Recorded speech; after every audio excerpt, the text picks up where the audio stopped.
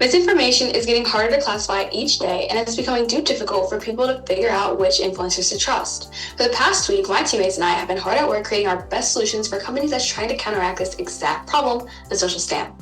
Finally, it's time to share results. I'm Avery, one of the group's leaders, and this is our Micro-Internship project. But first, we'll introduce ourselves. Hi, I'm Ishani, and I'm also one of the group's leaders. Hi, I'm Jordyn, and I'm the group's prototype designer. Hi, I'm Maria, and I'm the scriptwriter. The rest of our team is not presenting with us today, but they helped us all along the way. The social stamp gave us 3 assignments. Assignment 1 is what actions should automatically disqualify an influencer from stamp certification no matter what.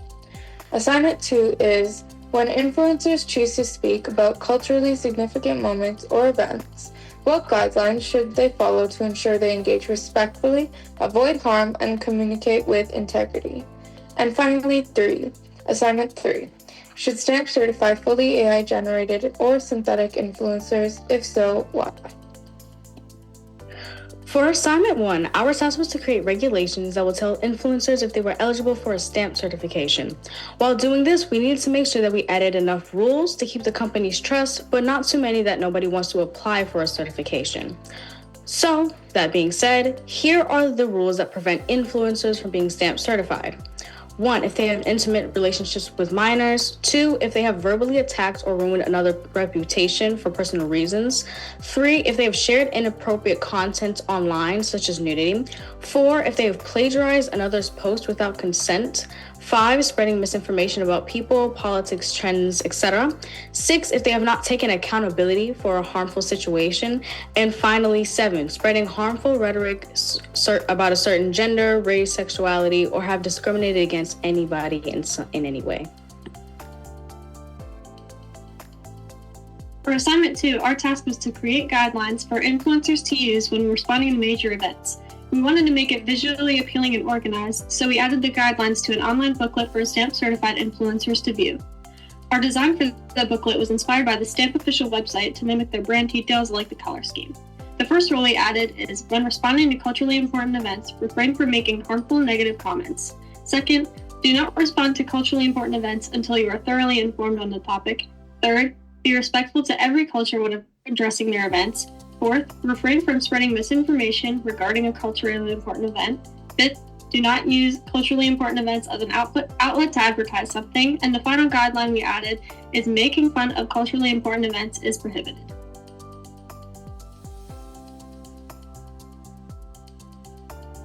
For our final assignment, the social stamp tests us with answering a question.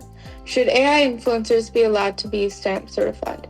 To answer that question, we say no. Well, at least for now. You see, AI influencers are heavily controversial. They can't check themselves, lack transparency and authenticity.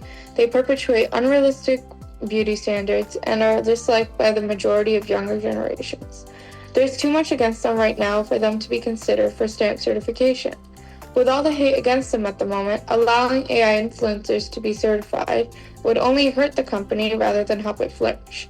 If a day comes when AI is fully integrated into society and accepted by the majority, we see no reason to oppose it, but that day is still far into the future.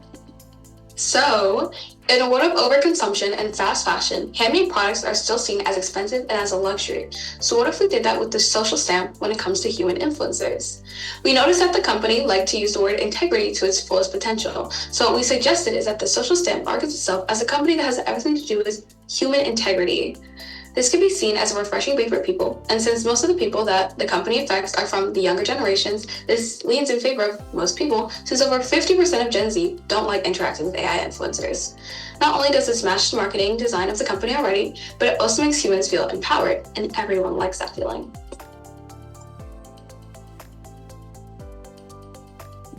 We hope that the social stamp doesn't view our solutions as if they're set in stone, but as opportunities and ideas to build off on.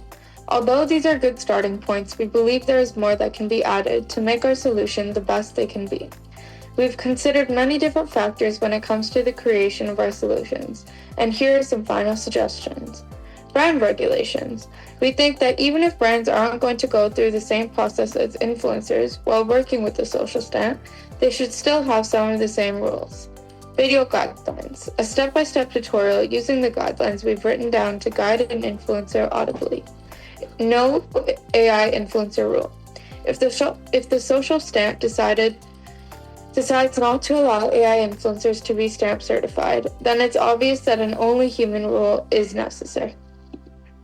Once again, thank you all for listening to our presentation, and we want to thank the Social Stamp for giving us this opportunity to help their company grow. And that's the end of our presentation. Thank you so much.